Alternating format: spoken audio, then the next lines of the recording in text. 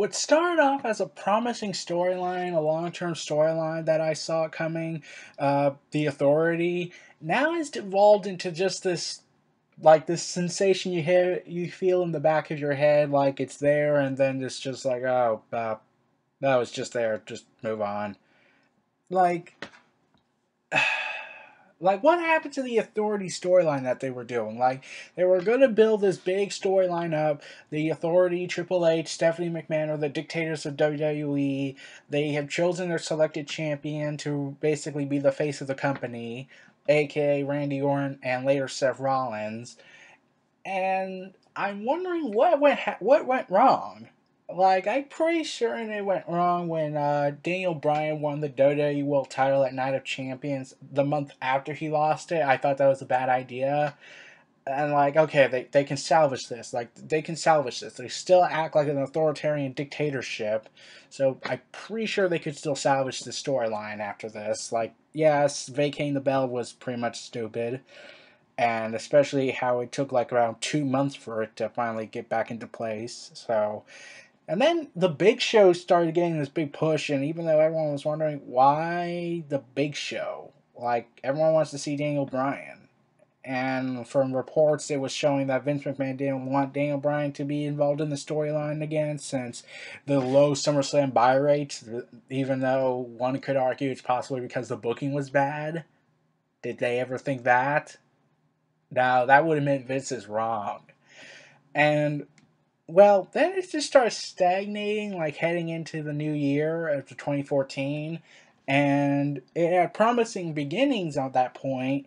Like, I was starting to like these long promos they were doing, but then it kind of got tedious and kind of reminding us, we're bad kind of mentality, and like basically insulting the audience's intelligence. Like Triple H, like what I really loved most about the Authority storyline is what Triple H became, because he started becoming everything the IWC thought he was, an egotistical politician that everyone that keeps people down. Like he started incorporating that into his character, and I thought, okay, that's a really genius maneuver. Like becoming the very guy that the people painted you as. And especially was shown in 2014 how he would say, I'm going to bury the future, I'm going to bury the Yes movement, I'm going to destroy it, I'm going to tear down the walls of the Yes movement. Like, I thought, yeah, Triple H is becoming the very thing the IWC hated him for, and everyone started cheering for him now. Like, it's eventually like this bad guy you're supposed to hate is becoming everything you looked at him as, and like, wait, but he's becoming everything the IWC thinks he is, but really he's doing this for storyline purposes. I kind of want to cheer for him now. And then there's later on and Stephanie McMahon really came into her own as a positive I can make for the Authority storyline. Like, she started becoming this top heel diva, even though she's not really a wrestler. She wrestled once in this Authority storyline, and that was pretty much it. And sadly it was not with AJ Lee as much as I wish, since they had given signs that AJ Lee was going to fight the Authority, especially when they did stare downs constantly during September. Seriously, where's the storyline? I want to see AJ Lee versus Stephanie McMahon. This is basically CM Punk versus Triple H 2 and all that. It reignited Randy Orton's career. Like, he was stagnating at this point, and then won the world title, won the WWE title, became the first WWE World Heavyweight Champion, and later on, that reignited his career. It gave Seth Rollins a big jump in his career. Like, he's now one of the few young people to win the world title before they turned 30, and he's like currently 29 now. So he's currently the longest reigning WWE champion of Money in the Bank cash-ins, as I recall from a recent report. And it gave Kane a new direction, but then later on they kind of messed it all up.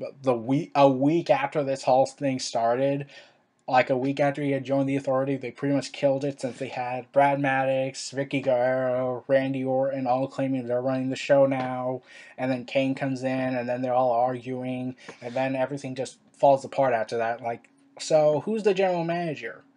And it pretty much ended the general manager reign. It just now put Triple H and Stephanie after this. Like, uh, okay, we're the Authority. What of it?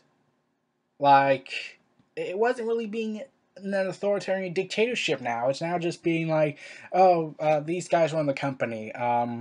Okay.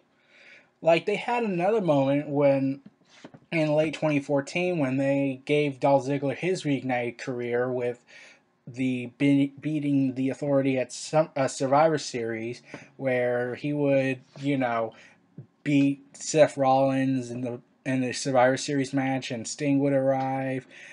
And there are also promising matches that were supposed to happen but never really happened, like Roman Reigns versus Triple H. I explained that in a video how much I want this feud to happen. Like, seriously, where's this feud? Like, oh my god, where's this feud? Like, and like, there's the Shield and versus Evolution storyline, Batista turning heel, Randy Orton reigniting his career with the whole RKO movement happening on the internet, and the RKOs out of nowhere, like RKO, RKO, RKO, and Orton turned face, and he delivered his best RKO we have ever seen at WrestleMania 31.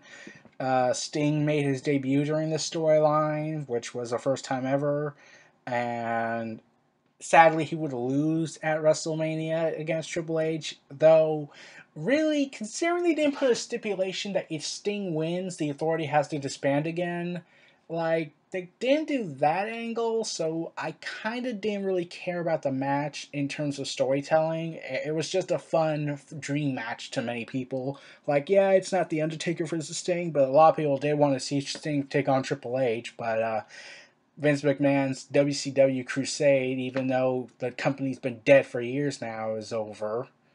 Is still happening. Like, Vince McMahon never let go of the past. But ultimately, like, this Authority storyline kind of had promising beginnings, had a few good moments between 2013 to now, and now it's just kind of stagnated. Like, it's just like this feeling you get in the back of your head, like, oh, it's there, but it's not really important, and therefore there's no sense of caring about this storyline. Like, everyone kind of got sick of the long, arduous promos that just basically exposition of telling us, we're the Authority, we run this company, let's tell you everything that happened during the whole build-up to this pay-per-view, even though we gave you the build-up weeks prior, because we think you are all too stupid to realize this. Like, that's the mentality. I think that's now going with the Authority, and that's kind of insulting. I really hope they either end this storyline or they reignite it, but I don't really see WWE doing that because that would have to take effort. This was Neo Reality Entertainment. Feel free to like, comment, subscribe, and donate, and stay tuned for more.